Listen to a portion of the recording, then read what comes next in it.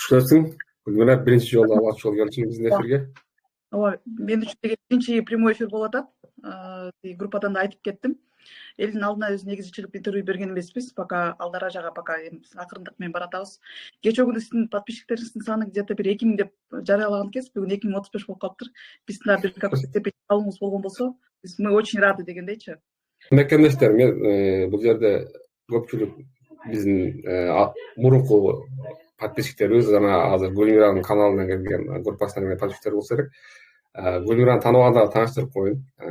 2 жылдан бери Москвада биздин айымдарга, көпбалалуу энелерге өзүнүн кеп кеңешин берип, выплата боюнча, социалдык выплата боюнча өзүнүн жардамын көрсөтүп келген айым.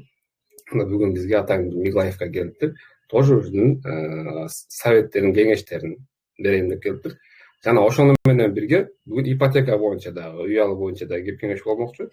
Баарыңыздарга айтып кетейин, что ипотека боюнча жана башка выплаталар боюнча сурооңуздар болсо, даярдап жана бат-баттан бергенге аракет кылыңыздар. Себеби эфирдин убакыты ограничен да. Күнүдө мындай эмесе сөз сенде. Мындан бир кичинекей группа башталган 2019-жылы, анан как раз карантин башталган убактарда негизи ойлогон эмеспиз, ушундай масштабка чыгып кетебиз деп. Масштабтып деле айтып болбойт, бирок ар бир группада жок дегенде бир 700дөн 800дөн бир 5-6 группабыз бар.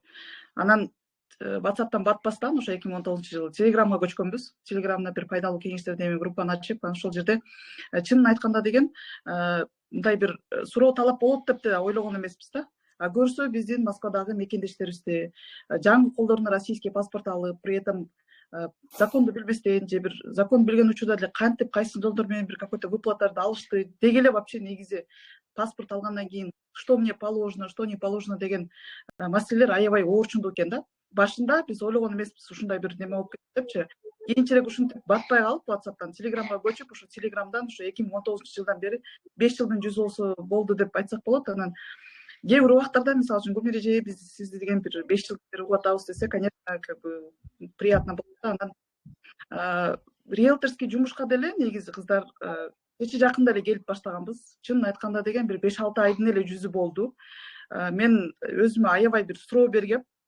Негизи мындай керекпи, керек эмеспи деп, потому что акыркы 2 жылдын ичинде аябай прям жакшы предложениялар келген, агентстволордончу келгиле, чогуу иштешебиз деп. Анан ойлоп жүргөм, бул нерсе керекпи, керек эмеспи депчи. Анан биз дагы ушу элге окшоп эле 12 саатта кылып неме кылганда, мен 2-3 күндө смена чыгып кеткенде личкага келген суроолор аябай прям убакыт талап кылчу да. Анан мен ушинтип эртең менен жумушка кетип, кечиндесин келип 12 саат иштей бере турган болсом, бул жакта ушундай келиндер ушундай бир информацияларга, бир даже не то что информация, жардам, бир какой-то психологический деп деле айтсак болот да. Мен кайка барышым керек, эмне кылышым керек, ар кандай бир деңгээлдеги суроолор келип түшөт. Кээ бирлердики прям настолько профессиональный юридический подход, же болбосо башка бир органдардын бир вмешательствосын требовать эткен бир суроолор болуп калат. Эми биз да адвокат болбосок да, юрист болбосок да, Мирлан Бакеев ошопчу, жок дегенде өзүбүздүн бир направлениябыз менен жардам берип келебиз да. Кыздар, эми как бы вступительный речь ушундай болду. Эгер суроолор болсо берсеңиздер болот. Пособиялар жөнүндө, выплаталар жөнүндө и в то же время ипотека жөнүндө деле, кредитный история жөнүндө, налоговый вычет жөнүндө, страховкалар жөнүндө ипотеканы алгандан кийин суроолор болсо, колубуздан келишинче өзүбүздүн информациябыз менен бөлүшүп келебиз. Таксиде иштегендер да ошондой алса болобу же бир жерде мындай трудовой договор менен иштегендер алабы ал ипотекаларды ошондо? Мени караңыздар, убакыттарда деген могу согуш башталгандан бери проценттик ставкалар деген вторичный рынокто аябай кымбаттап кетти да. Ключевая ставка деген бул Центробанк өзүнүн акчаларын деген банктарга бөлүп берет. Ошол ключевая ставка на сегодняшний день Центробанктан 16% болуп атат. Банктар Центробанктан 16%тен алып туруп, элге 17, 18, 19% менен таратып атат да. Бул то, что касается вторичка менен и плюс Кыргызстандын жарандарына. Билесиздер, что Кыргызстан жарандары менен российский паспорттун эч кандай вторичка алганда эч кандай разницасы деле жок. Болгону один из обязательных требований хотя бы жок дегенде 3 ай сөзсүз түрдө иштешиңиздер керек болот.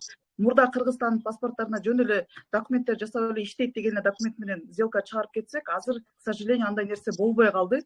Себеп дегенде именно пенсионный фонддон же болбосо госуслугадан СЗИ, ИЛС деген документ ошолорду өздөрү загрузка кылышып, бул инсан налог төлөөдү карап туруп, эми кайра сиздин сурооңузга кайра кайтып келе турган болсок, таксиде иштегендер в основном только неофициально иштешет.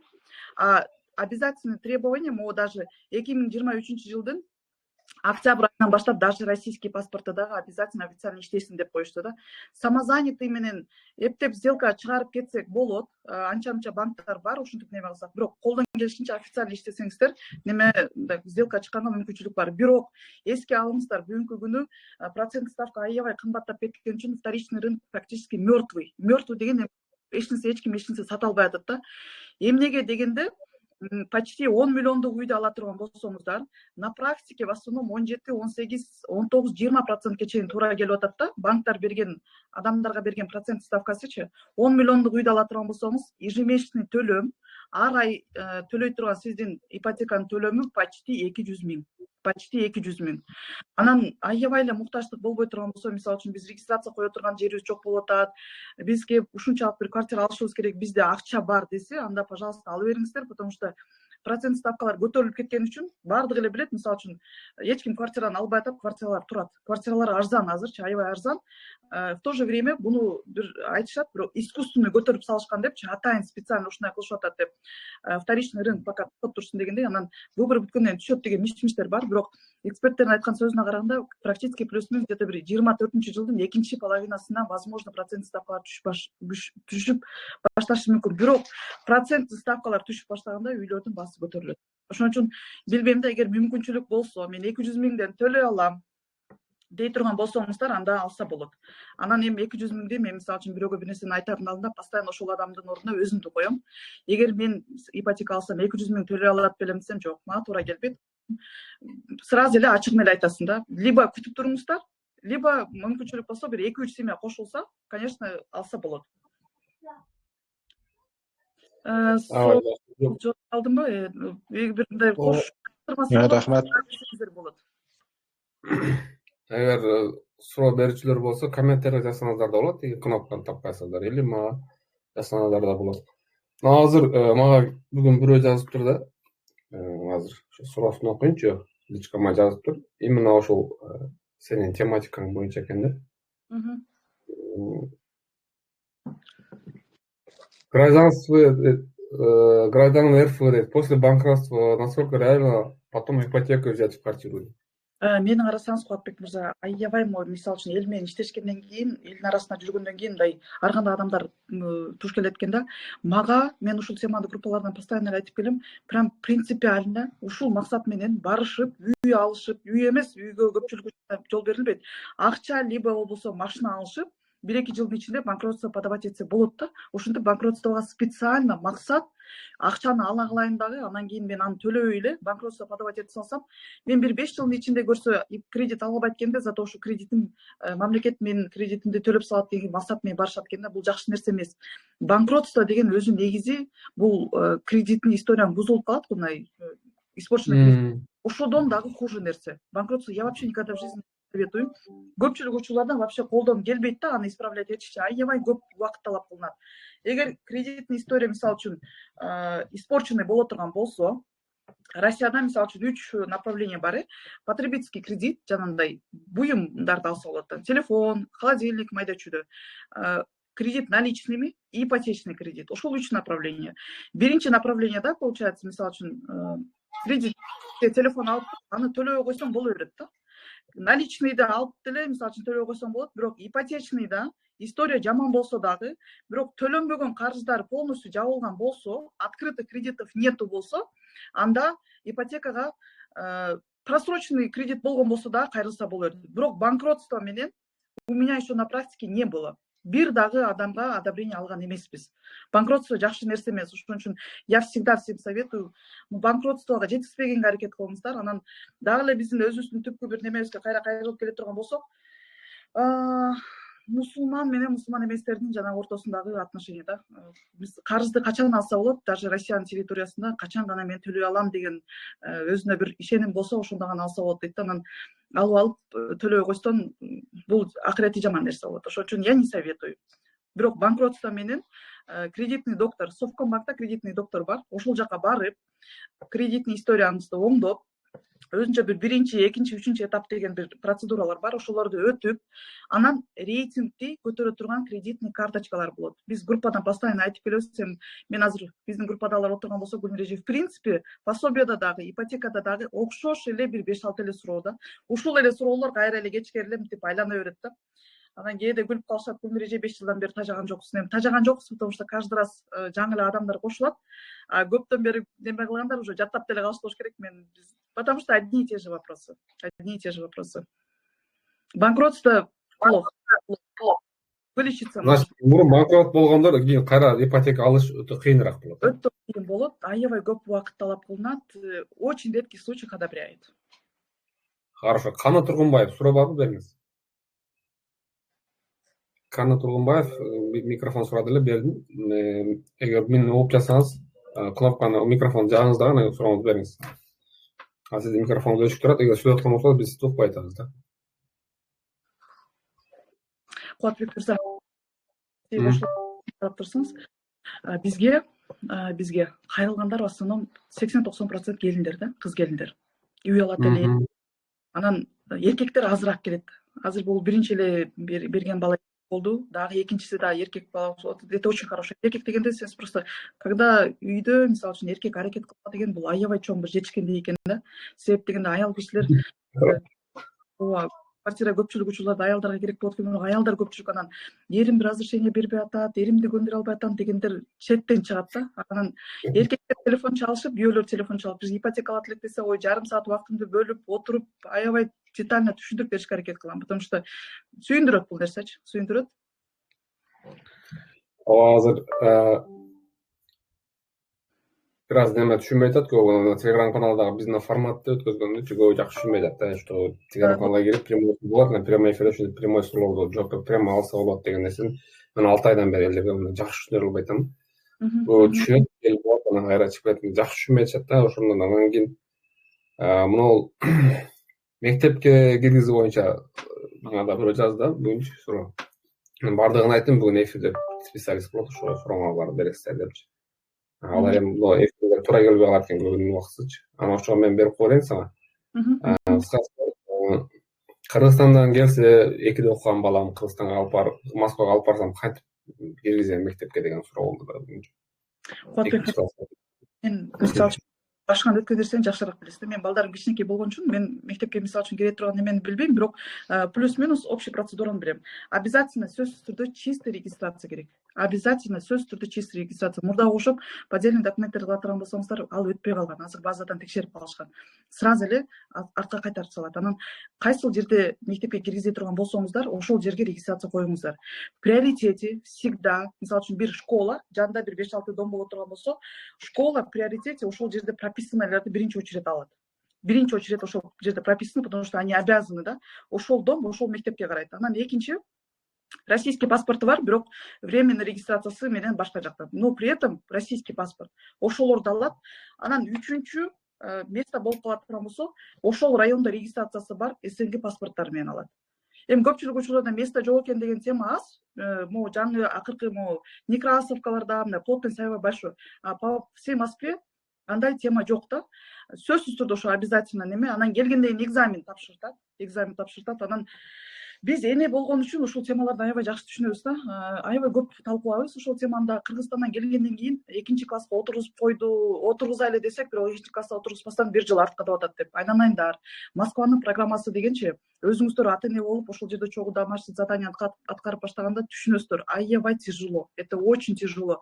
Орустар бир 4-5 жашынан баштап подготовка к школага берип, бир какой-то дополнительный курстарга алып барып, анан еще плюс репетиторду нанимать этип жүрүп окушат да. А биздикилер Кыргызстандагы келе калып эле сразу эле экинчи класстан экинчи класска отургузгула келишет. Анан ушул жерде бир аябай бир тема бар. Балам 11 жыл двоечник болуп же элдин артында калып же бирөөгө күлкү болуп жүргөн жакшы эмес да. Лучше акылы толук өскөн болсо, ничего страшного, ал берки өзүнүн группалаштарына караганда сообразительный болуп, бир тепкич болсо да алдыракта жүрөт да. Отургузуп кое берсин. Ничего страшного да, эми 1 жыл артта болсочу. Мен лично ошол тема боюнча мен кызымды берген эмесмин. 8 жашка толуп эми бере турган болот, потому что бала 7 жашка толгондо мынтип анализ кылып көрсөк, оюнкурак, сабакка кызыгуусу жок. Анан статистиканы полностью карап чыкканымда Москвада көпчүлүк учурларда 50-60% балдар уже 8 жаштан мектепке барышат экен. Москванын программасы Россиянын программасынан отличается. Москвада отдельная программа. Биз Кыргызстанда, Чаткал областында, ошо Сумсар деген айылдан болобуз. Бир фонд ачылып, мектепте 8 класстан лицей ачылып, Москванын программасы менен окуганбыз. Ишенесиздерби, мен Кыргыз класстан орус класска өткөнмүн. 1 алып сабак бүтүргөм мен. Мектепте орус тилинен 1 алчумун, потому что түшүнгөн эмесмин да. 7-8 жыл Кыргызстан программасы менен окуп, 8 класстан лицейге өтүп, 13 жыл ошол жерде окудук. Оозумду ачпастан мектепке өтүп кеткем. Эми какой-то бир этап болгон болуш керек, потому что я через это проходил, я знаю, что такое московская программа, да. Это очень тяжело. Поэтому колдон келишинче экзаменден өтпөй турган болсо, кыжалат болбой эле 1 жыл аркага неме алып кое бериңиздер. Кубат мырза, мен аябай сүйлөгөндү жакшы көргөн айыммын.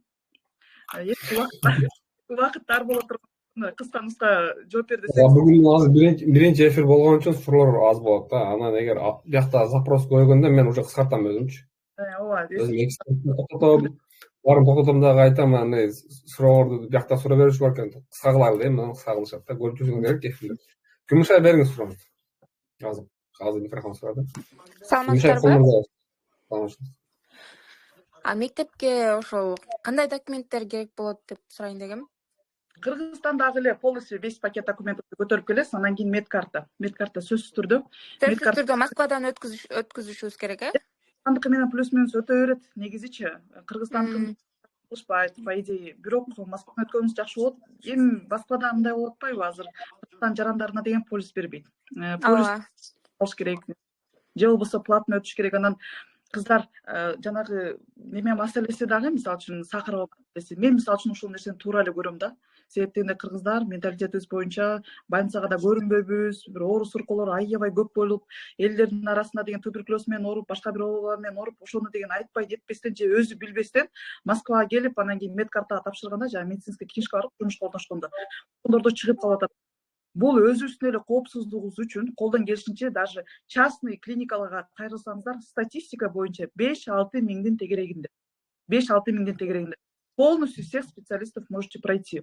Экинчи класстагы баланы ошол Сахаровадан өткүзүш керек болот, Жок, экинчи класстагы баланы Сахаровадан өткүзүүнүн кереги жок. Сахарова деген ал гана при продлении только регистрации. Экинчи класстагы баланы мен адашпасам кереги жок, Кубатбек мырза. Экинчи класстагы баланы. Экинчи класстагы баланы 8денби 8 жаштан өйдө 9 жаштан өйдө алып барат. Окудум да мен. Сахаровага алып. Жаш балдарды алып барыш керекпи? Ооба, жаш балдарды алып барат. 9 жаштан өйдөсүн алып барабы? 8-9 жаш. Биз аны Мырзадан сурап жооп беребиз, потому что кыздар, мен балдарым Россияда болгон үчүн, к сожалению, с этим вопросом мы не сталкивались, поэтому жалган сүйлөбөйүн. Мирлан мой эфирге чыга турган болсо, мен үчүн дагы лично интересно, жаш балдарды билген эмесмин. Ал эсептейм мен очередке коюш үчүн баламды бул жака заранее алып келишим керекпи, ошондо майда? Очередке коюш үчүн деген ооба, баланы же эми сиз деген ал жерде бир регистрацияны указывать этишиңиз керек да, Күмүшай. Бир регистрацияны указывать этишиңиз керек. Анан кийин ошо мектепке караган, анан балаңызды сөзсүз түрдө регистрацияга турушуңуз керек. Анан примерно регистрацияны кылып койсоңуз, анан эртең келгенде ошол регистрация. Мисалы үчүн сиздин өзүңүздүн туугандарыңыз же өзүңүздүн үйүңүз боло турган болсо, вы 100% знаете, что ребенок именно по этому адресу будет регистрироваться, тогда примерно жазып туруп очередке коюп койсоңуз боло берет негизичи. Анан сааты келгенде анан департамент образованияга телефон чалып же болбосо напрямую директорге барып сүйлөшсөңүз, анан канчада неме кылат. Рахмат. Так, Аида Айка бериңиз. Андан кийин Элмирада айтабыз. Мен Жакшы. Мен азыр московский единый пособие аламын. Мгм. И заодно ипотека төгөмүн. Ипотеканы жолдошум менин картама салып турат постоянно. Мгм. Анан октябрь айында сделкага 1 жыл 1 ай болот. Мгм. Ошондо менин алып аткан пособиям менен жолдошумдун ипотеканы салып койгон акчасын кандай болуп калат? Экөө тең доходко эсептелеби же единыйде эсептелбей калабы единый пособияны? ЗАГС бар, ЗАГС бар. ЗАГС жок. ЗАГС Менин ЗАГС алып жок. жаткан пособиям азыр Кыргызстанда балдарым бар, ошол жака салып берем да балдарымачы. Мгм. Ошол жакта неме сабактарына албулуна салам дагы, ипотеканы жолдошум төлөп калат да, менин картама салып берет. Мгм. Мгм. Ежемесячный төлем ЗАГС жок. Анан мындай да, эми кыскасы мындай. Мен биринде, экисинде пособие алам дагы, балекеттериме жумшап өзүмдү камсыз кылам дагы, 18-деги пособияны немени жолдошум төлөп калат. А мен буну үйрөтө албай атам да, сен мага биринде эле бере бер. Мен 18-нде пособияны ошол жака которуп коеюн деп үйрөтө албай атам да, эч бергиси келбейт. 18 болгонго чейин күтүп отура берет. Ежемесячный платеж канча? Айына канча төлөйсүңөр? 75. Мгм. Эми пропискаңыз кайсыл жерде? Москва. Пропискаңыз кайсыл жерде? Москва, прописка Москва. Эми Москва. ооба, сизге жооп бергенче, может быть, балким башкаларга да пайда. 3 балам бар. 3 балаңыз бар. Смотрите, Москвада, особенно бул биринчи проект, пробный проект деп айтып келебиз.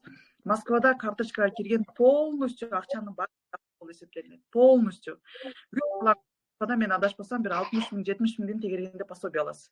3 балага Москвада 60 миң, 70 миңдин тегерегинде мать-одиночка болуп отурган болсо, сиз 70 миңдей примерно акча аласыз. Анан күйөөңүзгө түшүндүрүп айта албай аткан болсом, бул психологический вопрос болуп кетти. Отуруп, эркек кишиге мындай бир көрсөтүп неме кылыш керек да. Сен ушул 70 миң акча деген бизге лишний болуп атабы? Ойлонуп көр депчи. Сиз пособие келип атат. Сиз ошол пособиянын акчасын ипотекага которуп счеттон счеткочу. Аны снимать этип, бизде ушундай бир кыргыздарда бир катачылык болуп атат. Мен личный пособие маселеси менен деле заниматься эткени үчүн отказ келип, ушунчалык үмүттөрү ошо пособияда. Себеп дегенде бир полноценный бир адамдын зарплатасы 60 миң, 70 миң, 4 баласы барлар почти 100 миңден. Даже андан көп балалуулар 100 миңден ашык неме кылышат да. Москва бүгүнкү күнү жакшы кылып койгон пособиялардычы. Анан ошол акчага үмүттөнөт, но при этом жанагы баш о келди, акчаны иштетип карточкага салып отуруп отказ алышып атат да. Анан айтып түшүндүргөндөн эже биз билбеппиз деп атат да. Эми ушул жерде маселе кандай болуп атат? Сиздин 3 балаңыз бар и өзүңүз 20 миңден прожиточный минимум менен эсептегенде Москваныкы плюс-минус 20, 4 адамга көбөйтөбүз 80 миң. Карточкага түшкөн лишний акча 80 миңден ашпаш керек. Менин советим боюнча жанагы келген пособияны счеттон счетко которуп, ипотекаңызды жабыңыздагы күйөөңүз напрямую Кыргызстанга которо берсин. Сиз 75 миң пособие алып атасыз, ооба.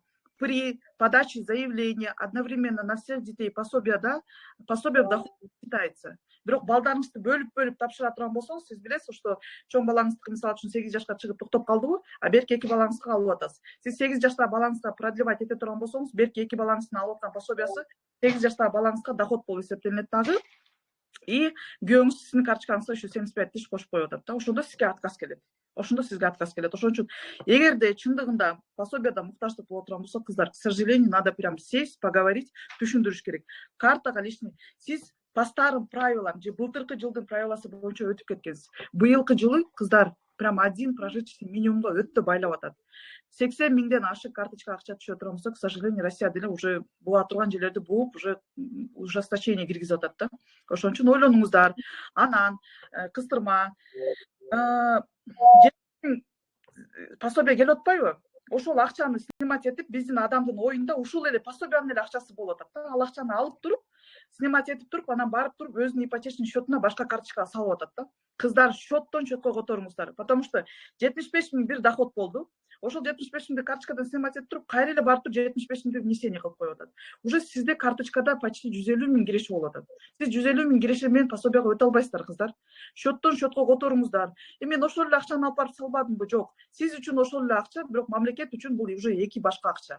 Ошон үчүн карточканы токтотуңуздар. Сиздин сурооңузга дагы кошуп, кыздар, карточка лишний акча салбаңыздар. Москвада башка бир Кыргызстандын туугандарынын карточкаларын ачып, ошолордон анан движение средств токтотуңуздар. Движение средств деген карточканы алып алып, магазинге кирип, анан жолдон дагы бир нерсе төлөп, бирөөгө которуп, ошонун баардыгы пособияга тапшырганда биз отуруп алып, сканировать этип, МФЦга барып, 5-6 саат убактыбызды кетирип, жанагы ар бир движение жазыла берет да. Магазинге кирди, анан неме башка жактан төлөдү, тияка которду депчи. Ошондо өзүңүздөр эле кыйланасыздар да. Куатбек мырза, бул видеону деген эртең YouTubeга чыгара турган болсоңуздар, возможно, паспорту барлар мен көбүрөөк мындай бир обширно түшүндүрүп айтып кетип атам, себеп дегенде пайдасы тиет да, мен билем. Пока Акыл жакшы жооп болду. Эльмира, бериңиз сурооңуз. Мен кызым 5 айлык болуп калды, бирок бир да прививка алган жокпуз. Неме поликлиникага чыксак, частный неме кылтат. Жанагындай оплата кылайлы десек да уну айтат. Анан биз каерден алсак болот ошо прививканы балага? Эльмира, сиз Москвада жашашсыз? Москвада төрөлгөн кызым. Регистрацияңыз барбы өзүңүздүн жашап аткан районуңузда? Регистрациям жок өзүм районда, бирок кайнагамдын үйүндө койгонбуз регистрацияны. Мындай да, Эльмира, эгер мамлекет өзүнө бир какой-то бизден требовать эткен требованияларды аткара турган болсо, они обязаны, да. Во-первых, не деп атат. Биз ушул райондо поликлиника бар, биз ушул домдорду обслуживать этебиз дейт. Анан сиз башка жакта регистрация болсоңуз, они не имеют права вас туда прикрепить. А эгер именно ошол райондон, өзүңүз жашап аткан райондон регистрация жасап туруп, анан барып прикрепление кылсаңыз, они не имеют права отказывать, да? Не имеет права отказывать. Анан Полистер жок деп атат да, без полис не могу деп атышат алар. Без полис не могу, ооба. Бирок ошол эле поликлиникада, ар бир поликлиникада частный ошол эле процедураны акча төлөп алса болот. Аны деген если напрямую жанагы педиатрлар принимать этпей жаткан болсо, анда администрацияга кайрыласыздар, же болбосо горячий линияга телефон, любой эле поликлиникага барсак, эки жакта карасаңыз таблолордо номер телефону болот. Бирок сиз дагы Россия талап кылган законду карманышыңыз керек. Сиз дагы өзүңүз тараптан деген, если в этом районе регистрация жасасаңыз, алар эч нерсе деше албайт сизгечи.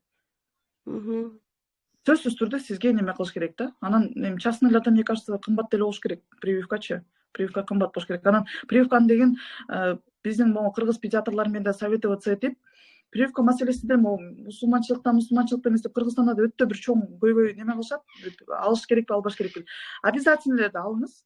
Анан баардыгын по плану алыштын деле кереги жок болуш керек. Если платный боло турган болсочу, какие-то обязательные. Мисалы үчүн анча прививканы албай турган болсок, биз билебиз, что садикке школга албайт. Алардын требованиясы ошол. Ошол обязательно алып коюңуз, эгер ушул жакта кала турган бир пландар боло турган болсо. Анан билбейм, мен мурдагылар прививкасы жок эле жашап жүрүшкөн. Биздикилерчи. Анан баланын ден соолугунда эч кандай бир неме болбосо, анда албай койсоңуз деле боло берет. Кыргызстанга баргандан кийин булдан чоң үчөөнү алып Кыргызстанда неме кылгам, эми бул жерде платный болсо дагы алдырып койсомбу десем, беришпей атышат да, ошого кыжалат болуп атам. Отказ эмне деп атат? Жок, биз платный бербейбиз деп атат. Мейли, макул. Хотя бы платный болсо дагы сайгыла акчасын төлөймүн десем, платный жок, башка неме райондорго барып сураштырып көргүлө, бизде жок деп койду да. Может быть, ошол поликлиникада жоктур. Анан кийин Эльмира, платныйды дагы мисалы үчүн жанагы өзүнүн бир ээсине алып барып суроону беришиңиз керек да. Поликлиника педиатрга жазып алып, сиз мага платный кылыңыз десе, ал платный кыла албайт, ал коркот. Бүт жакта камералардачы. Анан сиз түшүп, ошол эле поликлиниканын башка бир филиалдары боло турган болсо, есть ли вообще вот какие-то филиалы, которые оказывают платную услугу? Пожалуйста, меня направьте десеңер, анан направление беришет. Мне кажется, они заинтересованы бул нерсеге. Анан ошол направление менен ошол жактан прикрепление болуп, платный услугаларды алып жүрсөңүз боло берет. Ошо неме кылдым, анан массажга дагы жаздырайын десем, платный 1000 сомдон күнүнө деп. 1000 сомго мен бу жерде эмне кыла албайм, өзү аталык Чордойго түшүп Кыргызстанга кеткем. Мен 4 балам бу жерде неме кылып эле иштеп атам да, вечерний подработка кылып элечи. 1000 сом оорураак келет, получается. Ошо платный немелерге жазылышыңызчы, может быть, комплекс ала турган болсоңуз, может арзаныраак бир пакетти бир сатып алсаңыз, может арзандатуу менен сатышы мүмкүн да. Анан кечегинде бир интернеттен таптым, 13.000-14.000 жасайт экен, өздөрү прикрепление кылып берет экен, 14 жашка чейин деп атат. Ол кандай болушу мүмкүн? Эльмира, мындай өзү незаконный нерселерди айткан жакшы эмес да. Бирок кыргыздан амал качып кутулбайт дейт. Билбейм, экөөбүз кантип байланышабыз. Не болсо, кыздар бар. Бул вопростор менен заниматься эткендер. Полистер алып беришет. Каяктан алып берет, кантип алып беришет билбейм, бирок көпчүлүк учурларда, мисалы үчүн операция кылгандар ушундай полистерди алышат да. Канчалык деңгээлде бул закон экенин мен айта албайм. Мен колдон келишинче ошондой бир жолдорго барбашка айтам да, үгүттөйбүз. Бүт нерсе бир закон керек деп. Бирок жанагы операцияга катышкан балдарды карасаңыздар, ар бир прием эле өзү и так операцияга чогултуп акча кыйналып жүрүшөт. Анан ар бир приему, ар бир анализи, тиниси, бунусу боло туруп, толтур акча кетет да. Анан ата-энелер кыйналып калышат. Анан ошондойлордо есть такие люди, которые этим вопросом занимаются. Как-нибудь через Кубатбек мырза аркылуу чыгыңыз, анда мен ошол кыздардын телефонун таштап коеюн. Может быть, ошол да в какой-то степени жардам болот. В порядке исключения Кудайым өзү кечирсин, өзү негизичи. Макул. Макул, чоң рахмат.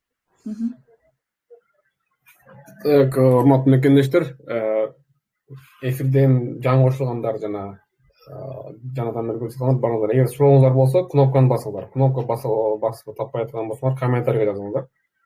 Мен силерге өзүм микрофон жандырам, еще дичка жазсаңыздар. Гүлбарчын, бериңиз сурооңузду. Саламатсызбы, Гүлмира айым. РФ малоимущийге кандай выплаталар положено, ошол боюнча бир аз айтып кетсеңиз. Пропискаңыз кайсыл жакта? Россия башка регионунан ушу таанышым суранды эле да, Красноярскден. Кыздар, мурда деген выплаталар майда чүйдө, анан аябай көп болчу да. Мисалы үчүн Екатеринбургда уральский доплата. Обычный пособиянын ушу уральский доплата деп ар бир балага 2000 рубльдан кошуп берчү. Азыр 23-чү чыккан жаңы закон боюнча единый пособие полностью башка выплаталардын баардыгын жок кылды. Единственное, в Москве осталась многодетка. Многодетный деген отдельно энеге төлөлчү акча бар, ошол эле калган. Калганы только единый пособияга байлап койду. Азыр единый пособиядан башка негизи пособие жок. Анан бир какой-то дополнительный бир выплата боло турган болсо, аны уже непосредственно, конкретно ошо өзүңөрдүн соцзащитаңардан барып билсеңер болот да. Общий информацияга сайттарга ал нерсени чыгарбайт. Бирок биз билебиз, что бүт выплаталарды жоюп, бир эле единийди калтырып койду. Единийда условиялар боюнча, мисалы үчүн 2 семья болушу мүмкүн.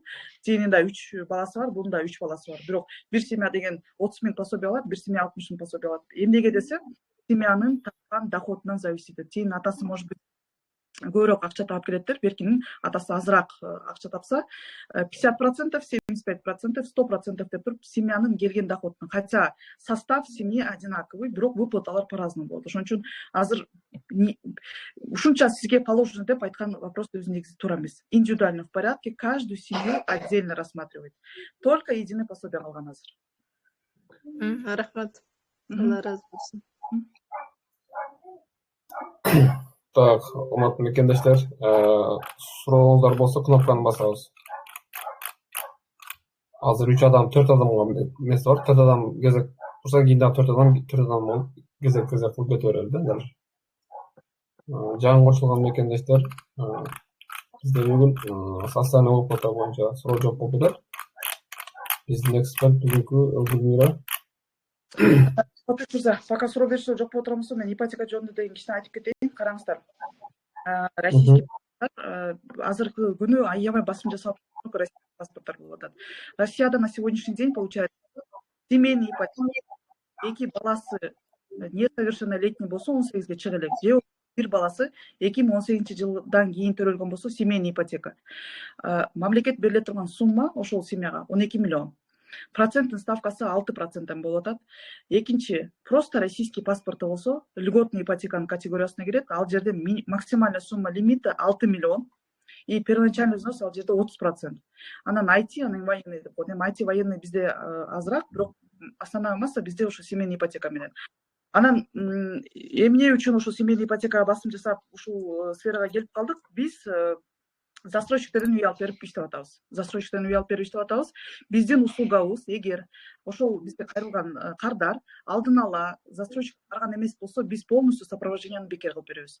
Өзүбүз одобрение алып, квартираны тандап, бронь кылып, сделка чыгып бүткөндөн кийин дагы жанакы выплата 450 тысяч на погашение ипотеки, материнский капиталды эскроу счетко которуш үчүн ушундай бир маселелер бар, ошолорго полностью бекер жардам беребиз.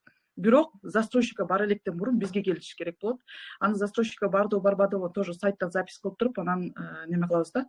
Одобрение алгандан деле мындай көп нерсе мындай с опыта приходит дегендей, көп застройщиктерге барып, өзү негизи застройщиктен квартираны алыш деген любой эле адам барып бекер эле алса боло берет. Биздин деле негизи по большому счету керек деле эмес. Бирок эми баары мондай болуп атпайбы, биз бир семейный параны алып бардык, аялына да күйөөнө дагы отказ алдык. Аялына да күйөөсүнө да отказ. Болбой калды болсак, ошол семейный параны башка бир жилой өтсөк, ал жактан барып туруп одобрение алдык да. Сбербанкта мисалы үчүн бир сим карта менен келип туруп ошолдон отказ алсаң, башка жерге барсаң, ошол жерден ошо башка сим карта менен сени как нового клиента киргизип туруп, кайра баштан одобрение алып бере турган бир жолдору бар да. Анан значит бул жерде иштеген специалист жакшы эмес экен, а бул жерде иштеген специалист жакшы экен деп өзүбүзгө бир тандап жакшы специалисттер менен связь түзүп алганбыз. Өзүбүздүн сделка чыгара турган менеджерлерибиз бар да. Анан дагы деле баягы мурдакы немебизге келе турган болсок, кандай кылсак экен, ошо элге окшоп эле иштеп эле күнгө 3-4 миңди иштеп таап коюп эле жүрө берсек бекен, же бир какой-то бир кыргыздарга да биздин бир пайдабыз тийсе бекен дегенди ойлонуп, анан ошо риэлторскийге келгенде деле 600 миң материнский капитал бизге кайрылган кардарлардын колунда көпчүлүк учурда 600 миң материнский капитал болот. Первоначальный взносту, мисалы үчүн 6 миллиондук квартираны көрө турган болсок, 1 200 000. 6 миллиондун 20% 1 200 000 болуп калат. 600 миң ошонун ичине материнский капитал, 203 миң колунда наличный акчасы менен келет, 200-300 миңди деген кредит алып эле сделка чыгып кетип атабыз. Ал үйлөр көпчүлүк учурларда бир 5-6 айдан кийин колго тие турган, же болбосо бир жылды күтүп турушка туура келет. И самое важное бул жерде ежемесячный төлөм. 6 миллиондук үйгө сиздер болгону бир 27 миң, 30 миңдин айланасында акча төлөп калат да. Анан ошол жерде вопрос туулуп атат, жана вторичка менен застройщиктин разницасы кандай депчи. Застройщиктен 6 миллионго үй ала турган болсоңуздар, төлөмү 30 миңге чейин болот. 30 миң рубльга чейин болот. Ал эми вторичкадан 6 миллиондук үйдү ала турган болсоңуздар, почти 80-90 миңге чейин барып калат. Анан ушул жерде дагы бир бизде аябай бүгүнкү күндө риэлторлор көбөйдү. Это с одной стороны хорошо. Борьба за выживание дегенде жанакы болуш керек, конкуренциячы. Ар ким стараться этип бир башка бир жолдорду киргизип дегендейчи. Анан на каждого блогера найдется свой зритель дегендей. Бирок ушулордун арасындачы бизге телефон чалып, Гүлмиреже, бизде материнский капитал бар эле. Первоначальный взносубуз деле бар эле. А эмнеге бизге 12%-тен үй алып берип койду деген чекеден чыгышат да. Возможно, ошол сиз кайрылган риэлтор ошол убакта семейный ипотека жөнүндө кабары жок деле да. Мурда семейный ипотеканы деген 10%-тен 15% взносу менен берчү. Анан азыр эле ошону 20%ке көбөйтүп койду. Анан ошого деген эми ойлоносуң да, 12%-тен алып бере турган болсо, аны 30 жыл төлөш керек. Бул жөн эле бир семьяны того, что этот специалист, риэлтор некомпетентный, өзүнүн жумушун жакшы аткара албаган үчүн, же какой-то деинформирован, ошо информация жок болгон үчүн, аны деген бир кымбат процент ставка менен алып берип койду да. Анан бул биринчи маселе. Экинчи маселе, эки квартираны алганда деген площадь метрин обязательно сөзсүз түрдө караш керек болот, кыздар. Аябай радовать этип атканы уже 2-3 квартира алып атат биздин мекендештер. Это очень хорошо, так как семейный ипотекада деген процент ставкалар аябай низкий болгон үчүн төлөм комфортный да. Бир квартираны алып койсоң 30 миң төлөйсүң, экинчи квартираны 10 миллионго квартира ала турган болсоңуздар, прописка Москва, конечно, Москванын прям метронун алдында эмес, бирок новый Москвалардан 10 миллиондук үйдү семейный ипотека менен ала турган болсоңуздар, төлөм где-то бир 43-45 50 миңге чейин эле болот. 10 миллиондук квартиранын төлөмү. Анан азыр средняя заработная плата в Москве бир адамдыкы жок 70-80 миң. Аялы күйөөсү иштегендерде, социальный выплаталар кошулуп келгенде семьялардын доходу жакшы эле өсүп калды да Москвадачы. Анан алар вполне спокойно 2-3 квартираны алыша алат. Анан ушул жерде социальный выплатадан мындай ушул этапты өтпөгөн инсан, Кыргызстандын паспорту бар, же болбосо российский паспорттун эмне экенин билбегендер, социальный выплата эмне экенин билбегендер аябай көп ката кетиришип атат. Ошол риэлтордун арасында квадрат метрди 2 үй болгондо бөлүп чыгыш керек. на каждого члена семьи эки квартира боло турган болсо 24 квадратных метров. Анан эгер жер там боло турган болсо 40 квадратный метр болуш керек да. Эки квартираны алганда эки баласы бар, жаштары уже өтүп калган, экинчи, үчүнчү баланы төрөй турган ою жок. Анан квадратный метрине келгенде 2 квадратный метр алып берип койгон да. 2 квадратный метр. Анан эми мынтип карасаң, эки баланын пособиясы, ооба, эми пособияга эле прям аябай байланыштын кереги жок, бирок если тебе положено, почему бы не получать деген вопрос да, если пособие балдарга. Анан 2 квадратный метрди көп алып берип койгон үчүн ал уже болду, балдардын ырыскысын уже 18 жашка чыкканга чейин уже тыйып койду да. Ал семья уже ала албайт. Ошон үчүн бизге келгенде биз постоянно айтабыз. Выписка СИГИСа деген выписка бар, госуслугада заказ кылып туруп, качан и до какого числа назначено пособие. Ошону карап туруп, канча пособие аласыз, пособияңыз качан токтойт, биз ошону давайте анализ кылып чыгайлы дагы. Анан эгер 1-2 ай калган болсо, давайте анда пособияны продление кылып коюп туруп, анан кийин сделка чыгайлы дейбиз. Московская областта деле бүгүнкү күнү деген сделка болгондон кийин 1 жыл 1 ай пособияны узартып алыша албайт. Почти одобрение алып, сделка чыккандан кийин жана эскроу счетко акчалар түшүп калып, 1 жыл 1 ай немеге чыгыша албайт дагы, пособияны продление кылыша албайт. Ошон үчүн эгер биринчи адам пособияны продление кылып туруп, анан кийин сделка чыга турган болсо, ал ортодо бир какой-то небольшой ролду ойноп калат дагы. Анан пособиядагы ипотеканын акчасын жаап кете берет. Пособиялар мисалы үчүн 4 баласына деген 60 000 алса, ежемесячный төлөм по ипотеке 30 000 болот. Бир пособиясы менен 2 айдын немесин жаап салат да. Ошон үчүн мындай вопростарды именно семейный ипотека боюнча билген специалисттерге, билген адамдарга баргансыздар жакшы кыздар. Прям пособие. Кечирип коесуң Гүлмира, мен сөзүңдү бөлүп койдум. Эми азыр чынында көп маалымат айтылып кетти, бир 5-10 мүнөттүн арасында. Көпчүлүк түшүнбөсө керек. Эгер ипотека боюнча дагы вопростор болсо, граждан РФ пропискасы болот айтайын. Кыргызстандыктарга тигилсе каршы семейный ипотека недоступна. Кубатбек Орозов менин номурун билесиздер. Мага чыгыңыздар, мен маалымат берем. Анан мен жеткире болсом, анда Гүлмиранын номурун берип, Гүлмира менен баштайсыздар.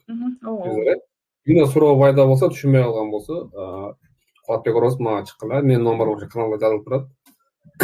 Ошол ипотека боюнча кеңири маалымат беребиз. Жана эгер ушул маалымат кызык болсо, комментарийга деле жазсаңыздар болот. Качан эфир кылабыз, тартынмай жазыңыздар. Ошол момент эгер суроо көп болсо, Гүлмираны дагы чакырабыз. Гүлмира бизге эфирге келип, мындай дагы сөйлөп берет. Негизи азаматсың Гүлмира, чынында ипотекадан орточо риэлтор 5 колун оозуна салып алат да, 300 миңден алгандар бар экен, 250 миңден алгандар бар экен. Ол Гүлмира ошол 250 миңди албай алып берет ипотека үйдүчүлөр. Анан Кубатбек мырза, услуга спикер десек, бирөө между собой сүйлөшүп, Гүлмира услуга спикер дейт, карасак акча сурап атат депчи. Биздин услуга бекер кыздар, бирок первоначальный взносты ал өзүңөрдүн квартираңарга өзүңөр бересиңер кыздар.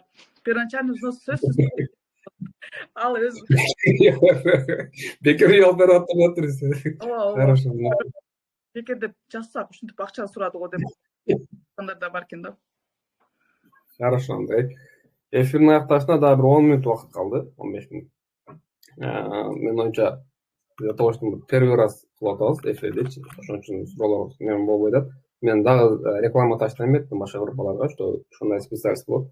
Ровно 1 жумадан кийин или 2 күндүн арасында эфир уюштурабыз. Мен дагы мен ойлойм, демелер дагы суроосу берүүчүлөр пайда болот да. Ал Бурак деген дагы. Суроо болсо, конечно, бир неделе бир жолу жаш балдарым бар, ошо чыгып жооп берүүгө аракет кылабыз.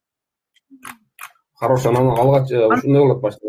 Пока суроо бере турган жок боло турган болсо, караңыздар. Мен дагы бир жакшы жерин түшүндүрүп кетейин. Эмне үчүн ипотека алыш керек? Алыш керек, прям аябай үгүттөйбүз да, чын айткандачы. Мамлекет бүгүнкү күнү деген экинчи баладан баштап российский паспорт алгандарга деген 630 000. На сегодняшний день индексациядан кийин ар жылы февралда материнский капитал индексация болуп үстүнө акча кошулуп турат. Башында 450 000 берип баштаган акча бүгүнкү күнү 630 000 болду. Эгер биринчи баласын ала турган болсо 800 канча миң. Элестетип коюңуз, это полмиллиона, больше, чем полмиллиона. 630 000 экинчи балага материнский капитал, стандарттын көпчүлүк учурларда ошо экинчи баласын алышат. Анан и плюс 450 000 на погашение ипотеки. 450 000. Сиз почти миллион акча бар да сизде. Мисалы үчүн ипотеканы алдыңыз, 450 000 на погашение ипотеканы өзү айтып тургандай, аны только на погашение этет. Анан буну алгандан кийин биз акыркы убакта жакшы тек иштеш баштадык. Биз бурда ошол кабарыбыз жок болчу. Анан кийин ошо тех экспертиза болуп баштадык. Ал тех эксперттер деген мисалы үчүн расхождение по квадратным метрам. Квартираны сдавать эткенде деген, если вовремя сдавать этилбей турган болсо, иск подавать этип, застройщиктен акча талап кылса болот. 300-400 миңге чейин төлөп берет. Смотря насколько задерживает. Ал жактан дагы бир бул максат акча өндүрүш кечирээк сдавать этип калса, ошол жактан акча өндүрсө болот. Анан экинчиси, по факту получается, сиз квартира алсаңыз 39 квадратный метрда, на самом деле документте мисалы үчүн 41 квадратный метр деген болсо, 2 квадратный метр жетишпейт. Ошондой жандай специальный эксперттер келишип, ошол акчаны өндүрүп беришет. Ал жактан чынын айтканда бир аябай сонун акчалар түшөт, почти миллион, 1,5 миллион, эми кимдики кандай болуп калат? Жок дегенде бир 500 миңден үйрөөк акча өндүрүп алса болот. Быйылкы жылы мораторий жарыяланып, кечке застройщиктерге иск менен сотко кайрылышып отуруп, ошол мораторийдин негизинде 1 жылга пока токтотулду. 1 жылга пока токтотулду, потому что застройщиктер жумуштун баштабай туруп эле иск подавать этишип, ушинтип сотмо-сот жүрүшүп, банкрот болуп калган застройщиктер аябай көп экен. Ошон үчүн быйыл пока мораторий жарыялап токтотуп коюшту. Бирок бул временный мера. Кийинки жылдан баштап уже быйыл тапшырып койсоңуздар, акчасын кийинки жылы алса болот.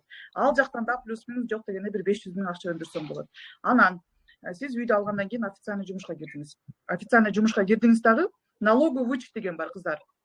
Ипотеканы алгандан кийин ошол жылдан баштап официальный иштей турган болсоңуздар, 1 жыл иштедиңиздер, мисалы үчүн 23-жылы квартираны алып, 23-жылы мамлекетке налог төлөгөн болсоңуздар, 260 миң налоговый вычет чыгарса болот.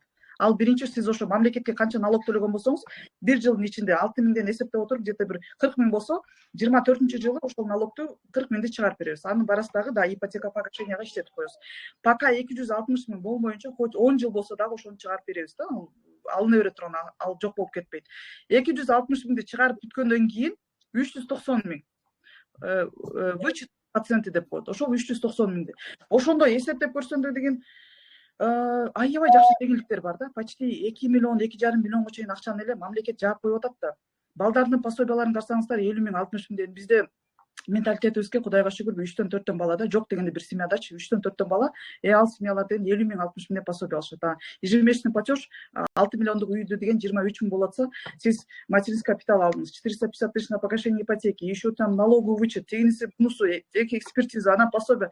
Жыргап эле калдык. Сиз күлүп атасыз, бирок жыргап эле калдык. Чын айтканда, потому что бул нерсе мындай бир жомок эмес. Бул болуп аткан эле биздин бүгүн кыргыздар колдонуп келип аткан маселелер болуп атат да. Анан жарым акчасын эле уже үй жаап коюп атат. Анан статистика боюнча 30 жылга деп айтышат да, 30 жылга. Канчалык көп жылга алган ушунчалык жакшы. Себеп дегенде төлөмдү азыраак кылып туруп, комфортный платеж кылып, бирок ошону квартираны бат-бат жаап койсоңуздар, бир 5-6 жылдын ичинде эле жана 6 миллионду жаап коюшат да. 6 миллионду жаап коюшат. Анан балдардын келечегине болгондо эле бир ушул семьянын бир семьясына бир акчаны топтоп калганга бир биздин да бир какой-то степени салымыбыз болуп калабы деп ойлойбуз да, көп жүргүчүлөрдачы. Келечекке болгон. Мен ойлойм, мен эч бир айдан соң жок, ошон үчүн эми көрүп алдым. Жана ошо по максимуму выжимать этиш керек да, в любом случае. Раз такая возможность есть, значит по максимуму нужно выжимать вот этот период нерсени алыш керек да. Кыргызстанда курулуш компаниялардан үй азыр ойлоп табабыз деп келишпедиби? Кече жакында келди. Баардыгыбыз аябай күтүп турганбыз, бирок первоначальный взносту деген 3 миллион кылып койду да. 3 миллион кылып койду, аябай көп расстроились, потому что 3 миллиону боло турган болсо биздин кыргыздар Москвада жүрүшпөйт.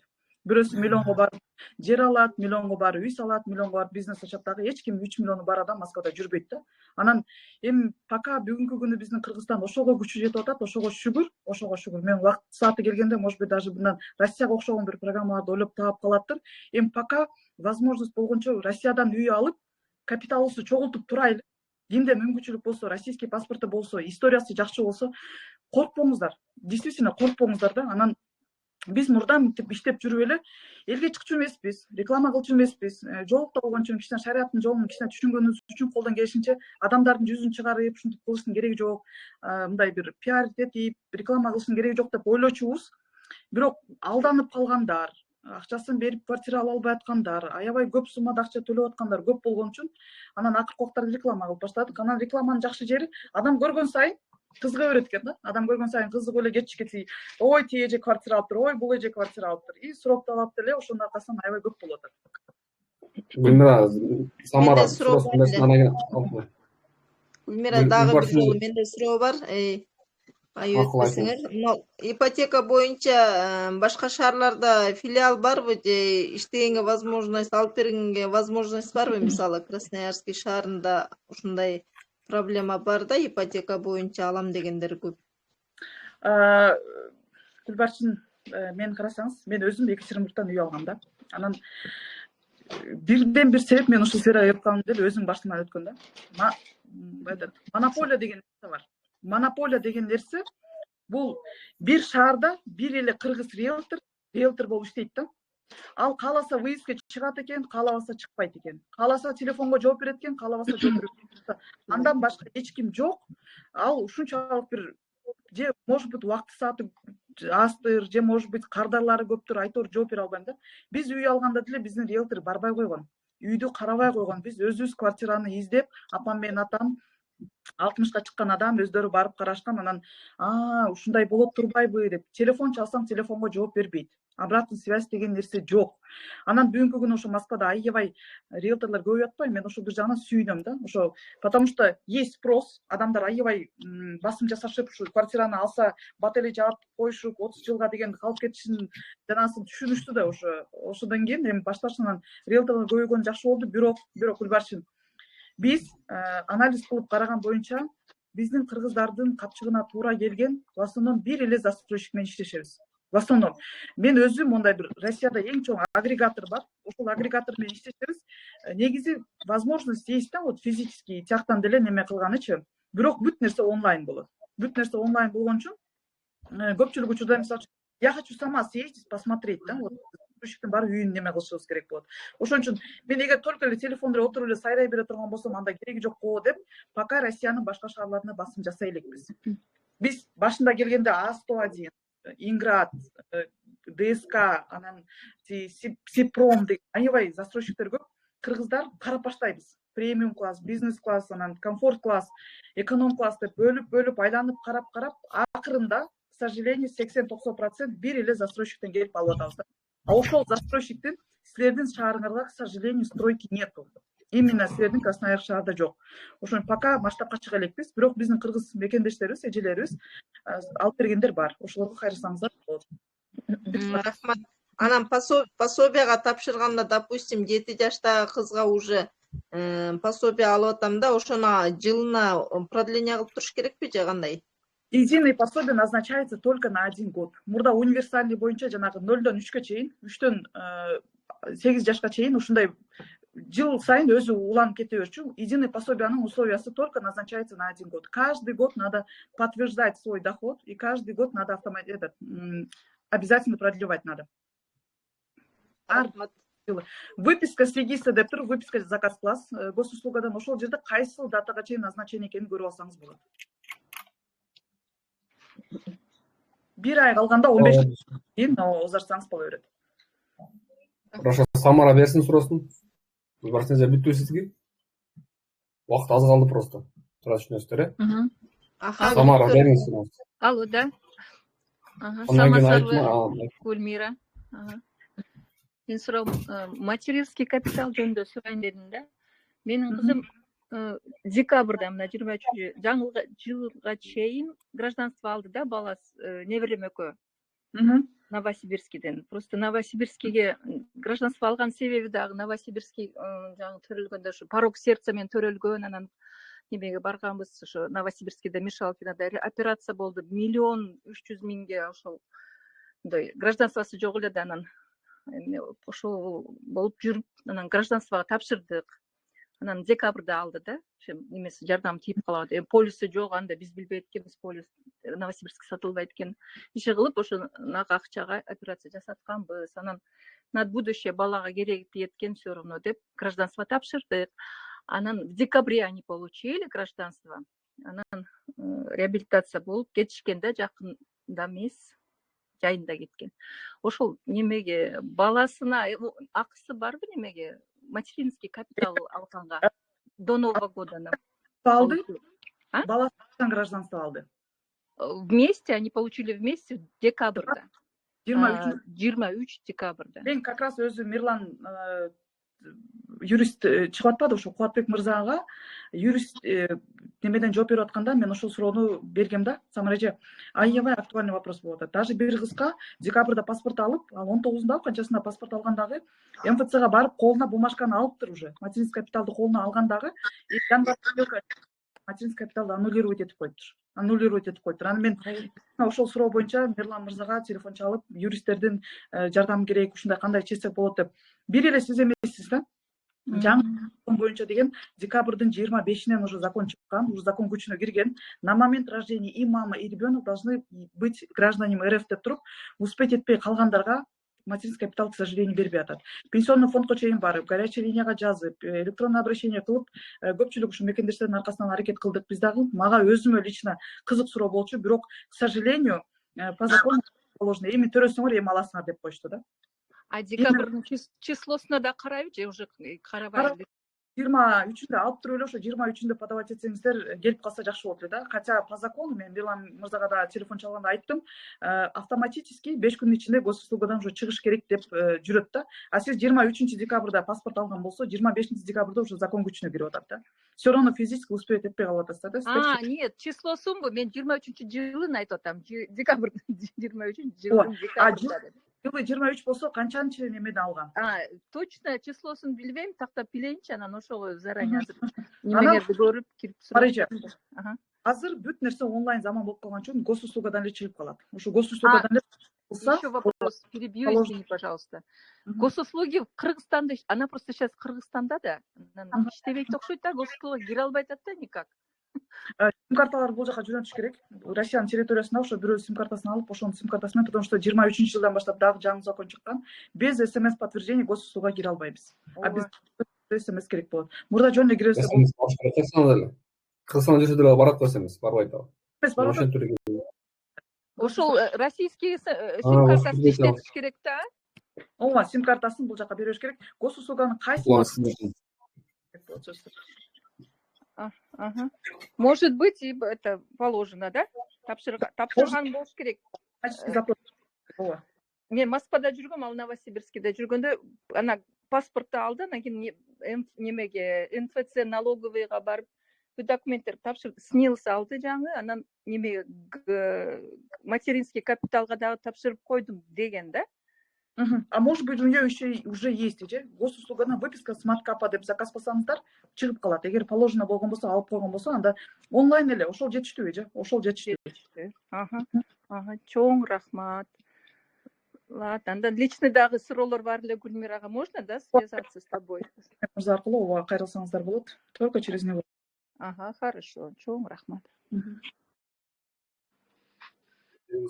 Андан кийин Алтынай. Айгулсуга барбы?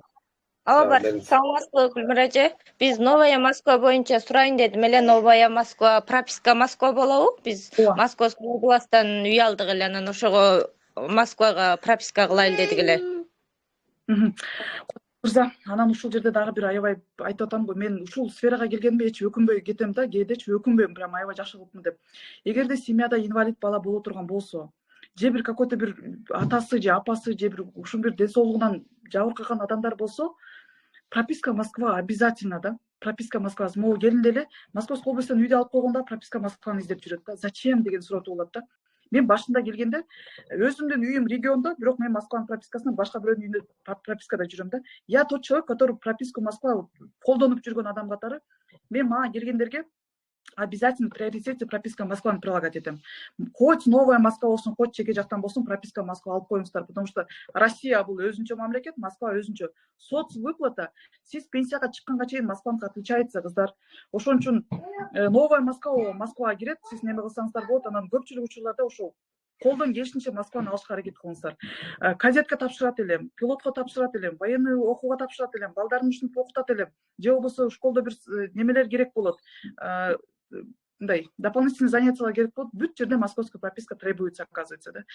Леченияны только Москвада жакшы кылат да. Московский областьтарда Москвадагыдай жок. Сүт, проездной, выплата дополнительный, жандай 30 000 акча, сертификат, отдыхка бара турган. Москванын соц выплатасы, соц пакети отличается. Колдон келишинче үй алганда эптеп эле барып Московский областьтан алып албастан боло берет дебестен. Особенно семьяда инвалид балдар боло турган болсо, кыздар көңүл буруңуздар. Анан эртең кыйналып, ушинтип прописка издеп кыйналасыздар.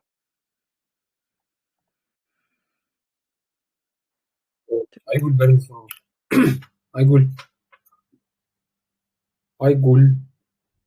Самара. Или жаңыл бериңиз сураңыз. Алло, саламатсызбы Гүлмира эже.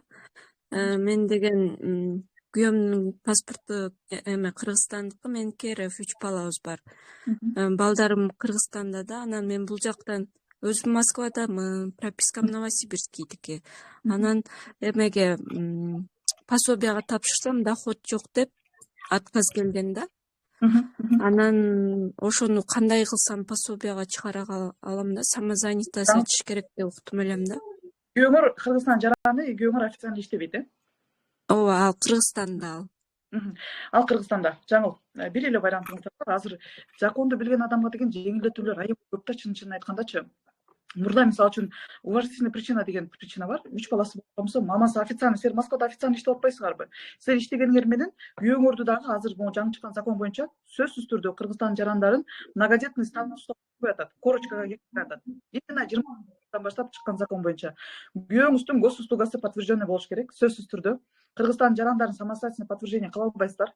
МФЦга барып, ошол жактан подтверждение кылгандан кийин госуслугадан логин парольду алып туруп, мой налог деген приложение скачивать этип, самозанятый ачып койсо болот. Аны мамлекет өзү жол берип атат да. Кыргызстанда жүрсө дагы бир каким-то способом ошо госуслуганы подтверждать этиш керек. Же болбосо келип кетишке болот. Анан самозанятый ачып туруп, аны 2 мурот дейт, 2 мурот, 2 прожиточный минимумду. Эгер сиз сразу пособияга тапшыра кала турган болсоңуз, анда сразу 2 муротду урушуңуз керек болот. Жок, 1 жылдан кийин тапшырышым керек болот десе, ошо 2 муротту 12 айга бөлөсүз дагы ар ай сайын бир 3 000 4 000 чек уруп турасыз. Ошол эми чек уруп туруп дегенде кандай? Грузоперевозки, анан уборка территории, там тиндей мындай бир какой-то бир өзү кылып аткан жумуш деле легализациянын деп основания. Мамлекет ушундай нерсеге жол берип атат.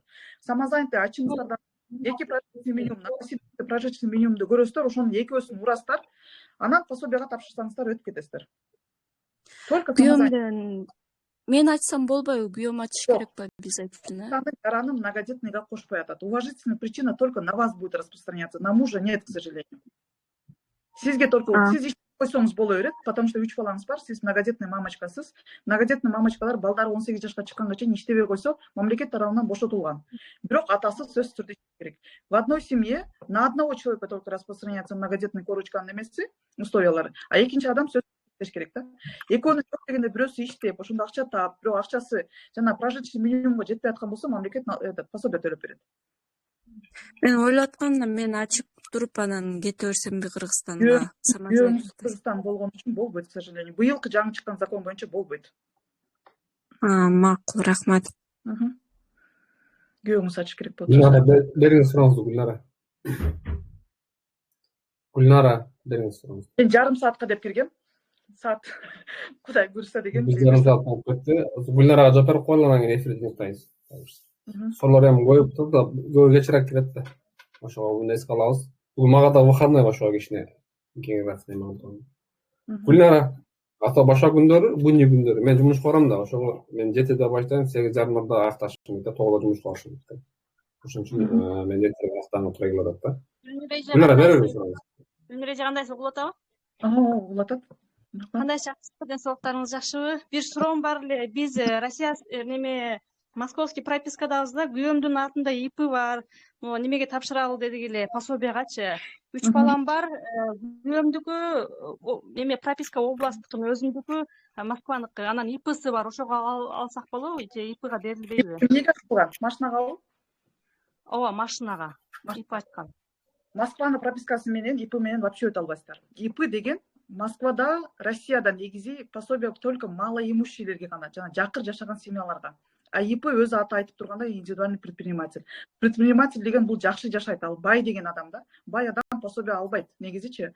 Москва менен өтө албайсыздар. Московская областьта күйөөңүздүн пропискасы боло турган болсо, попробуйте через Московскую область бирок декларацияны көрсөтүшкө туура келет. Доказывать этип, ушу бизде деген жылына ушунча эле майда эле кичинекей эле налог төлөйбүз деп туруп өтүп кетсеңиздер болот. Анан кыздар караңыздар. Гүлмира эже, мен өзүм балдарым менен Москвада пропискамын, бирок күйөөм Московская областьта деп атпайсыңарбы? Азыркы күнү жаш балдарга отдельно запрос жөнөтүлбөйт кыздар. Жаш балдарга несовершеннолетнийлерге отдельно запрос жөнөтө албайт. Алар никак не могут проверить да. Анан 3 баласы тең российский паспорт, свидетельство о рождении боло турган болсо, алар сурашпайт пенсионный фондко алып келгиле пакет документти. Бул эми мамлекетте алдагандын бир деле бир какой-то жол болуп калышы мүмкүн, бирок негизи практикада ушинтип эле тапшырышып атат да биздин кыргыздарчы. Папа в Московской области прописан, мама с детьми в Москве зарегистрирована, прописана получается. Папасынын пропискасы менен попробуйте в Московской области через папу подать. Через папу подать, потому что Московская областьта ИП менен өтүп кеткендер бар. Анан мен мындай нерсеге үгүттөгүм да келбейт, багыттагым да келбейт, бирок ЗАГСты кезсеңер өтсөңүз болот. Гүлмира эже, анан папасы менен 3 бала андай бирге туруш керек да областта, эгер тапшырган болсо. Папасынын атынан тапшыра бересиздер. Запросту отдельно жаш балага кылыша албайт, ал атасына запрос. Действительно этот человек по этому адресу прописан деп. Прописан болуп чыгат и все. Эгерде сиздер с пакетом документов подадите любой пенсионный фонд десе, анда форма 8 сурап калат. Постоянно прописканычы сурап калышат да. Ошондо өтө албай каласыздар. А кээ бирде пенсионный фондко келишин шарт эмес, автоматически атасына запрос кылып, атасы ошол адресте прописан, все, давайте пособияга одобрение алышып атат. Понятно. Ошол жөнүндө сизге лично кайрылсам болобу, тапшырып бергенге? Мен өзүм ошол вопрос менен заниматься этпейм, бирок менин тааныш кыздарым бар, ошолордун телефон номерлери менен, контакт менен бөлүшсөм болот. Кубатбек мырзага жазсаңыздар, ошол аркылуу байланыштырып болот. Хорошо, макул, рахмат чоң. Анан дагы ипотека боюнча кайним үй алам деп атты жакындачы. Кайним паспорт российский, аялыныкы кыргызстандыкы. Анан өзү муну немеде иштейт да. Яндекс маркетте болуп. Бирок кечээ сурасам, неофициально иштейм, бирок жеңе 100 миңден көбүрөөк зарплата алам, мен кантип алсам болот, ошонун жол-жоболорун айтыңызчы, алайын деп сиз менен байланышам деп сиздин номериңизди бердим эле, чалдыбы, чалбадыбы билбейм. Ошо болот. Российский паспорт болуп, күйөөсү российский паспорт, семейный ипотека десе көпчүлүк ойлойт экен, аял да, күйөөсү да семейный болуп, российский болуш керек деп. Жок, один из членов семьи российский болсо боло берет, кайрыла берсин. Анан эми дагы деле жанагы жол-жобосун таап атабыз да. Жол-жобосун таап атабыз, бир какой-то документтер жасап, сделка чыгарганга аракет кылып атабыз. Ошонун үстүнөн өтө күчтүү иштеп атабыз азыр. Могу выбордон кийин только официально иштегендерге деп калды, эми бирок анын да жолун Кудай бурса табабыз. Балдары Кыргызстандыкы, бирок 2 баласы бар, жакында 3 баласы төрөлөт, баары Кыргызстан. Кроме өзүнөн башка үй бүлөсү баары Кыргызстан. Льготный ипотека 30% первоначальный взнос и 8%. Ошол категорияга попадать кылат, к сожалению. Эгер бирөөсүн хотя бы жок дегенде российский кылып койсо, анда семейный ипотека менен 6% менен, и анан 12 миллионго чейин одобрение алганга мүмкүнчүлүгү бар. Подавать этип койгон, бирок эме келе элек балдарыначы российскийге. Анда келгенден кийин ушуна кайрылсаңыздар, как раз 1-июлдун 24-жылына чейин эле ушул условия действует. 1-июлдан кийин өзгөртүүлөр келет. Аякта адресин деп атат. Семьяда сөзсүз түрдө бир бала 6 жашка чейин болсо, анан процент ставка деген кыздар 1-июлга чейин чыкканга аракет кылыш керек. Процент ставканы канчадан болот, жылдырышабы, жылдырышпай, ал жөнүндө сөз болгон жок да. Көтөрүп салыш деле мүмкүн. Семейный ипотеканы 2030-жылга чейин жылдырды. Бирок процент ставканы канчадан болот, ал вопрос калды да. Да, понятно. Биринчи жылдан өзгөрүшү мүмкүн экен да. Официально иштебесе деле кайрылса болот экен. Түшүндүм анда, рахмат чоң эже. Аракет кылып көрөм. Мен сизге жазып койдум. Эч кандай мага жазсаңыз жооп, мен сизге номер жөнөтөм, Хорошо, макул. Телеграмдан. Макул, рахмат. Биздин эфир аягына чыкты бүгүнкү урматтуу мекендештер. Аябай кызыктуу эфир болду. Гүлмира ушундай активист бар экенин мен билбептимин, ачык. Билсем мурун эле чакырмакмын.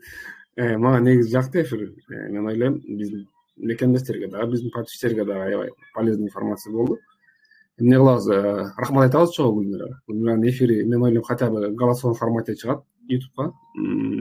Андан кийин мен ойлойм дальнейшем дагы тез эфирлерди уюштуруп турабыз. Анан бизде бир активист эжебиз бар, Милана эже, Гүл эже.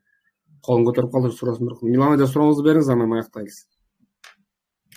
Assalamu alaikum, кандайсыздар? Жакшы. мен акыры кирип калдым. Азыр ошо пособия жана балдар жөнүндө суроолорду берип атышат го. Ошо мен да өзүм суроо берип көрөйүнчү деп кол көтөрдүм да. Мен да өзүм ата одиночкамын да. Анан кийин менин 3 балам бар негизи. Анан же Кыргызстандан же Москвадан эч кандай жардам болбойт да магачы. Ошого мага азыр Кыргызстанга барсам деген Кыргызстандан башында эмне деп жүрүштү? Короче, бербей жүрүштү, бир балдар шылтоо кылып. Анан азыр болсо эми бере беребиз дешти, бирок деген жана мен өзүм үйүм жок да. Бир үйүң болуш керек турбайбы эмеси? Үйдүн документи керек турбайбы? Ошо бербей койду, өзүм үйүм жок да. Анан Москвадан да болбойт да мага. Мен өзү гражданство Кыргызстандын. Эже Москвада Кыргызстан жарандарына только официально иштеп, анан кийин төрөсө жанагы по уходу за ребенкомду алса болот. Выплаталарды как положено, жана декретныйлерди алса болот. Только Кыргызстан жаранына ошол эле пособие положено да. Анан калган выплаталар, к сожалению, только Кыргызстандан. Эгер Россиянын жарандыгын ала турган болсоңуз, многодетный болсоңуз, аябай бар Россиядачы. Мүмкүнчүлүк болсо алсаңыз болот. Аял кишилер үчүн российский паспорт, мне кажется, жакшы эле жардам болуп атат да. Жакшы эле жардам болуп атат. Анан эми Кыргызстанда эле пособиялар көбөйтө турган бир убактар келеттир. Ошол нерсени үмүттөнүп жүрөбүз. Бардыгыбыз эле. Анан бизге кайрылгандардын көпчүлүгү эле айтышат да. Өзүң үй алыпсың, комментарийден эртең чыгышат болуш керек. Ошондойлор болду да, жетишет да депчи. Кыздар, бизге кайрылгандардын 80-90% үйдү алышыбыз менен сатсак болобу деп келишет да. Баштагы эле берилген суроосу үйдү алып эле сатсак болобу депчи. Ооба, үйдү алып сатса болот. Анын жашаштыгы шарт эмес, аны сдавать этип койсоңуздар дагы өзүнүн акчасынан даже 1,5 эсе көбүрөөк неме болот да. Бул только бир гана инвестиция үчүн эле, балдардын келечеги үчүн жакшы бир байсак деле болот да. Анан российский паспорт алып калсаңыз, конечно, же үй алгандан кийин пропискага коюп, выплаталарга тапшырсаңыз, Москвада, Московской областта киши башына, бала башына 20 миңден пособие положено. 20 миңден пособие положено болгондо ушу 3 балаңызга жок дегенде бир 50 миңден өйдөрөөк акча алсаңыз болмок да. Жол жобосу болсо Кыргызстанды пока айта албайм эже. Точно айта албайм. Мен өзү негизи тапшырып атам, бирок деген жана основания жок болсо деген сразу паспорт бербей турбайбы российский гражданствачы. Квота берет экен биринчи, а? Ооба. Может быть, повезет, эже, может быть, повезет. Анан бир Россиянын башка бир региондорунан алышка аракет кылынса, жанагы Москва, Московская область забит, эже. Москва өздөрү орустар деле региондордон келишип уже тыгылып батпай калганбыз да Москвагачы. Жандай суук аймактарда атайын паспортты беришип, үстүнө акча кошуп берген учурлар да бар да. Ошондой жактарга кайрылып көрүңүз. Аякта из-за того, что элдин баары массага кетишип, суук болушуп, адамдар жок болгон үчүн ошол жактарда аябай квота көп берилет. Москва, Московская областьта квотада попадаться этиш аябай тяжело. Связьдар болсо ошолор аркылуу Кубатбек мырзага чыксаңыз, мен бир Бактыгүл деген бир эже бар, ошо паспорт менен заниматься этет. Кыргыздардын арасында бир 2-3 телефон номерин таратып жүрдүк. Бирок телефон чалсак албайт, жооп бербейт, анан тиндей мындай, анан платный консультация чакыртат дегенден ошо бир эжеге токтолгонбуз. Ошол эженин телефон номерин активно бөлүшүп жүрөбүз. Ал эже билбейт эле, бирок жакшы ишин бык тактарса, биздин кыргыздардын арасынан бат эле бир элдин оозуна алынып калат да. Ошол эженин телефон номерин бөлүшөбүз, анан чымчык сойсо да касап сойсун деп ошол эжеге кайрылсаңыз, балким жол жобосун көрсөтөттүр. Кантип батырат? Жок, мен уже тапшырып койгом, квотага кечегимде деген документтерди туралап, Сахарова барып заявка таштай турбайсың, Сахаровага жөнөп деле да. Ар ай сайын таштап турат. Тапшырып койсоңуз, келди деген эмес. Биз да бир жеңебизге ооруган болчу, операцияга паспорт керек болуп, почти 1,5 ай жүрдү окшойт, анан келген жок бизге, к сожалению. Рахматчы. Ошондо мага эч кандай азырынча пока жардам болбойт экен да. Хотя же Кыргызстандан, же Москвадан. Кыргызстандан сурап көрүңүз. Кыргызстандан кайрылыңыз. Кубанычбек деген бир жигит жүрөт го, жанагы диаспоранын кеңешчиси. Ошол бала Осмонбеков. Ошого кайрылып көрүңүз. Себеп дегенде бизде да 1-2 маселе болгондо прям барып, балдар менен чечишип, эл менен иштешип атканы көрүнүп атат да. Ошол байке жазып көрүңүз. Может быть, бир какое-то направление менен посольствого барып кайрылсаңыз болот. Может быть, жол жобосун түшүндүрүп айтып беришеттир. Рахматчы. Рахмат. Кубатбек мырза телефондо сүйлөшүп бошобой калып атат. Эгер суроолор болсо коштошобуз го анда. Бүттү, жаңы узап кетти. Атырын десем. Мен баарыңызга колуңуздарды көтөргөндөрдү көрүп атам, эки подписчибиз көтөрүп, тилекке каршы биз жооп бере албайбыз. Жооп бересиз. Üzülüp болуп калды. Бала чакасы кийинки неделядан кийинки эфирде все мекендештер комментарийге жазыңыздар, билген суроону биздин активисттер жооп беришет, каналдын активисттери бар. Сурооңуздарды комментарийге жазыңыздар, жетишпей калсаңар не беда. Нечере алып келип пожар болсо, анан кийин номерлерди обменивать этебиз и так будем решать ваши вопросы. Туңуздар, барыңыздарга рахмат. Гүлмирага өзгөчө рахмат бүгүнкү эфирге учтуп берген үчүн. Кийинки эфирде жолугушканча көрүшкөнгө чейин сизге да рахмат. Ушу көпүрө болуп ортодо жана слушательдер менен бизди байланыштырганыңызга Сапарбек мырза рахмат жана сизге да убактыңызды бергениңиз үчүн.